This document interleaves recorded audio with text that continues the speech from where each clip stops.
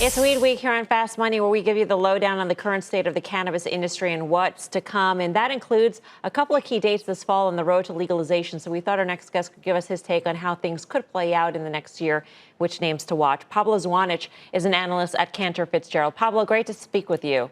Hi, Melissa. We're getting a little bit more clarity on what the race could look like, the presidential election could look like with a Biden-Harris ticket. I'm not sure if that influences how you think about the election or what sorts of issues are you thinking in terms of the pot industry and what the elections could shape? Yeah, so look, on the regulatory front or end of prohibition, we really divide the discussion in three areas, right? Yes, the presidential election matters, but the first thing that we're very focused on is at the state level, the ballot in November in New Jersey and Arizona, right? You also have South Dakota and Montana. There's 4 states that are going to vote for legalization of recreational cannabis. That's in the case of Arizona and New Jersey, it's very likely that will pass. That's what the polls indicate. And of course, neighboring states in the east, Pennsylvania, Maryland, Connecticut, New York, will follow very quickly. So by middle of next year or late 2021, you will have a situation where close to 20 states in the U.S. have legalized recreational cannabis at the state level, and probably another 40 in total 40 will have some form of medical program, right? Nebraska and others are also looking at voting. So we're very focused on the state level. The second point is that regardless of who has control of the Senate next year, and even of the White House, we think that there will be significant pressure for banking reform for the industry, for something that's called the SAFE Act or something along the lines of that. That was approved by the House last year. Half of Republicans supported it, but it has not been voted in the Senate. But we believe that regardless of who controls the Senate next year, because of the fact that you have so many states approving rec, close to 80% of the population will be in states that consume rec, you will have to pass banking reform, and that will improve capital flows, will allow capital listings for some of these companies, and will just help the industry overall. The third part, of course, is the presidential election and then who takes control of the Senate. But the first 2 points to us are very bullish for the industry. One, state-level changes, and then the passage of the SAFE Act or some form of banking reform. The third part, it's more making cannabis federally permissible. And we think that's more likely under a Senate that would be under the control of the Democrats. Of course, that's still a toss-up, according to the latest polls. But that would help with federal permissibility. That would even help the industry further. The only last thing I would add here is that I know everyone is very focused on the Biden plan, which talks about federal legalization of medical cannabis.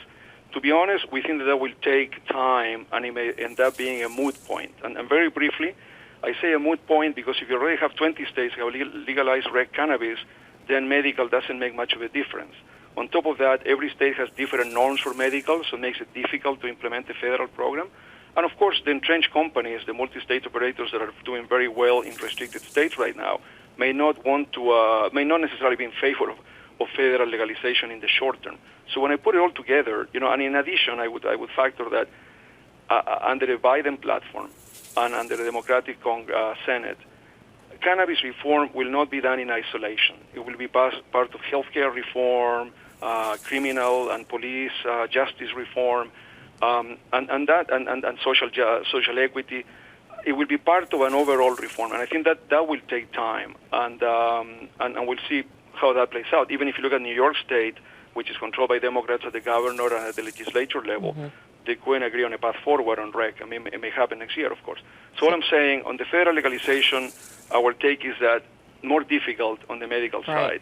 When they realize that medical may be a moot point, they may think, well, we should legalize rec. But under the Biden presidency and over the next few years, I think that's unlikely. So it sounds more focus on the 3 things that I said at the beginning. It sounds, Pablo, like your base case scenario for the industry are 2 bullish scenarios in which you got more states legalizing, led by Arizona and New Jersey, with the neighboring states to follow, and then more access to banking.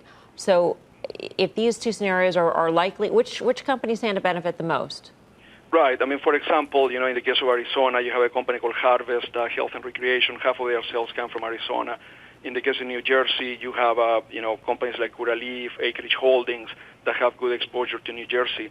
In terms of what's called federal permissibility, Canopy Growth, the Canadian company, has a deal that's contingent on federal permissibility to buy Acreage Holdings, right? And that stock trades about half the valuation of that deal. So if you get something like the States Act or federal permissibility being approved by Congress, by the Senate and the President, Acreage Holdings in that case would double, right? That's an arbitrage play.